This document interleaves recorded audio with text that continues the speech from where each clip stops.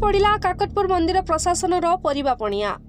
स्नान पूर्णिमा महाप्रभु नीति में विभ्रांत घटी। जगन्नाथ एंडुलीशाल कहुवा काकटपुर मंगला पीठ में काली 108 सुभाषित गरारे प्रभु स्नान करने पर अन्य नीतिक्रांति प्रशासन तरफ कौन व्यवस्था कर फल प्रभु बेश यथा माला ढालभूत पालभूत घंट बाजा नथिबारु प्रभु अणसर घर को जाई नथिले।